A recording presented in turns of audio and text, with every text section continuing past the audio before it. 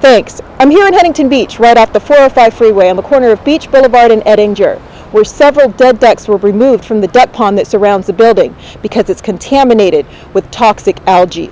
Hi, this is Adria Aziz reporting to you from Times Square, where the fans are going wild because Spain just won their first World Cup, defeating the Netherlands 1-0. We're on the corner of Washington and Western in Chicago. Washington closed the side of the laundromat, and all of a sudden the lights went out and all the electricity, and it started to thunder and lighten, and rain started pouring down. All the lights, all of the washing machines and dryer cut off, and all the people are inside not knowing what to do. Thanks, Vivian. Light rains and cool temperatures made their way into Southern California last night, along with some gusty winds. There is a high surf advisory and a coastal flood watch in effect for the beach cities until Friday morning due to these winds. Thanks. I'm here in Huntington Beach, right off the 405 freeway on the corner of Beach Boulevard and Edinger, where several dead ducks were removed from the duck pond that surrounds the building because it's contaminated with toxic algae.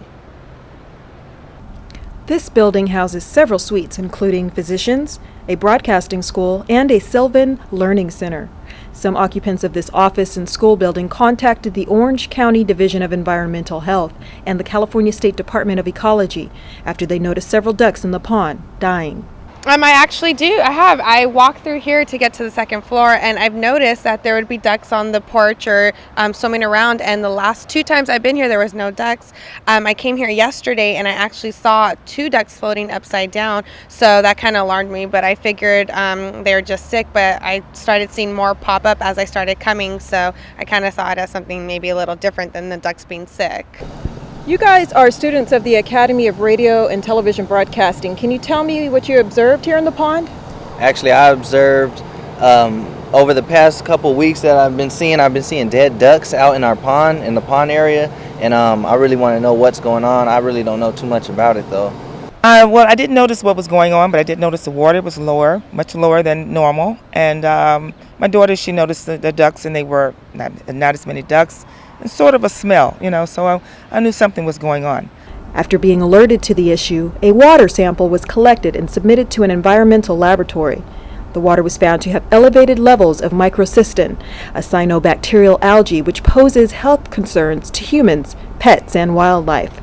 Officials have deemed the pond unsafe and have called for the ecology department to remove the ducks within the next 24 hours and for the pond to be drained and treated by clarification and sand filtration. Exposure to microcystin causes gastrointestinal distress and nausea if consumed. Although only 1 human death in the U.S. has been related to exposure to microcystins, it is a promoter of tumors and liver failure. I've heard about the algae, and I do not feel safe around here. Like, sometimes I'm hesitant to come to school. It's like, should I go to school for my career, or should I stay home and save my life? Very concerned. If ducks are dying, the water is just right here, and sometimes the water splashes up and they step on it. One teacher with the Sylvan Learning Center said that the children are safe because they do not take the children around the pond. No, actually what we did is we took them around the back way so that they wouldn't be exposed to it. It wouldn't traumatize them. So I don't believe any of them saw the dead ducks. I think a couple of the parents did, but I don't think the children did. This pond is not available to the public for recreational activities such as swimming or fishing. However, the students of the Academy of Radio and Television Broadcasting are still concerned for their health. Because I do have allergies, and I don't know how what's going on here affects me and my body. Everybody's different, every person's different, but at the same time, how do you know if this doesn't affect you? If it affects the ducks enough for them to take the ducks out of their natural habitat, why wouldn't it affect us? I was able to reach the Assistant Commissioner for Public Health and Preparedness over the phone. He gave this statement. Elevated levels of blue-green algae have been found in the pond. It is important for individuals to avoid direct contact with the infected water. However, the bacteria is not airborne, and the pond will be treated, allowing the ducks to return in a couple of weeks. According to the California Environmental Protection Agency, microcystins have been measured in several bodies of water in California. As soon as this pond has been drained and treated, the ducks may return to their home. This is Adria Aziz from Huntington Beach. Back to you in the studio.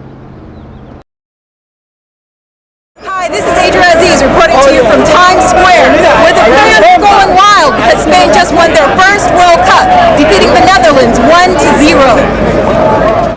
For the first time in history, Spain holds the World Cup title. Cesc Fabregas kicked a pass to an open Andres Iniesta, who led Spain to the winning goal in the second half of extra time. Netherlands fans seem to overpower the streets of Midtown Manhattan as sports enthusiasts fill the local bars to watch the 2010 World Cup final. Soon after Spain took the title, those Netherlands fans dispersed in shame, and it was apparent that Los Rojos had won the game. You could hear the chants, España, España, as children, women, and men marched with their red and yellow flags, happy to see their native land finally take the title of the world's most popular sport. Of course, New York's finest was out to patrol the streets during the enthralling spectacle. I spoke with some fans that came all the way from Australia. Where did you watch the game? Just right here, Chacalilla to Cologne. Very good place, but I don't want. But this is no commercial. How do you think everybody's going to be partying in the streets? No, of course. All night, every night for 1 week. Oh, You can't beat it. You cannot beat it. Did you come here just for the World Cup? I come here for to be in New York. Time Espanol win the World Cup. You cannot beat it. It's the best 1 week party. I believe it. A huge screen in the center of Times Square projected the celebrations of Spain's fans across the world. Spain has qualified for the World Cup 13 times and is currently the reigning world and European champions, having won the 2010 World Cup and the 2008 UEFA European Football Championship. The World Cup is only played every 4 years, and these fans are definitely celebrating enough to last the next 4 years. You can bet this party is going to be going all night long from Midtown Manhattan to Times Square. This is Adria Aziz.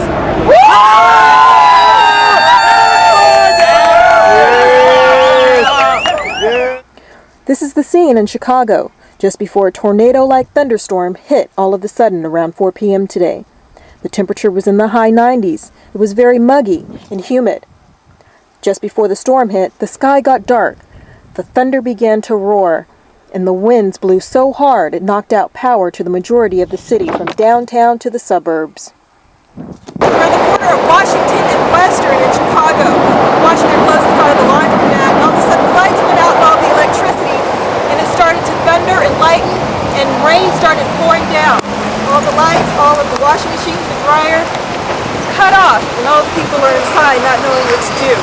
More than 280,000 residents of Chicago, Illinois, are left powerless after a storm with winds upward of 70 miles per hour blew out windows and knocked over trees around 4 p.m. this afternoon. Several people described a tornado-like structure in the air. Like a change just like that. It was just like 92 degrees. Then all of a sudden, bam, there it goes. Paper flying everywhere. People screaming. It's blowing. These young boys describe what they saw. The tornado just blew the door open, and I was just sitting there. My grandma pulled me against to the side to the drive, and then that's when the tornado just started blowing papers all around her. It was like leaves and paper and all those coming through the door and stuff, and it was just getting a lot of air, and it was circling around by the gas station. This huge tree blocked traffic on 3/4 of the street, right behind the military academy. There's starting to be a traffic jam here because there's a big tree in the middle of the road. There's a lot of cars that can't get by here on the right-hand lane. Again, I'm right in the back of the military academy on Jackson Street. On California and Van Buren, the evidence of the high winds is apparent. As you can see, many trees have fallen over in the middle of the street, and trash cans and benches laying on the side of the sidewalks. Fire trucks and ambulances rushed across the city to bring aid to people hit by debris, shattered windows. One woman even had to be extricated from a tree that fell on top of her. Several residents and businesses are still without power. The National Weather Service will keep a severe thunderstorm watch in effect for northern Illinois until 7 p.m. tonight. Bringing you news from around the country, this is Adria Aziz from Chicago, KAAA News. Thanks, Vivian. Light rains and cool temperatures made their way into Southern California last night, along with some gusty winds. There is a high surf advisory and a coastal flood watch in effect for the beach cities until Friday morning due to these winds. In the valleys and in the Inland Empire, we will be seeing some more of that sunny California weather by Friday, with highs up to 78 degrees and clouds and a slight chance of rain on Monday. Tonight in Orange County, it will be mostly cloudy with patches of fog, with the lows being in the 46-degree range. And it will get warmer as the week progresses, with highs reaching the mid-70s by Friday. But it won't last long as the weekend goes on. Be prepared for the temperatures to begin cooling down and for some rain to come in as early as Sunday night and last into Tuesday. So don't forget to bring your umbrellas and your raincoats to work on Monday. And that's it for your KBCH Orange County weather for the next week. I'm Adria Aziz.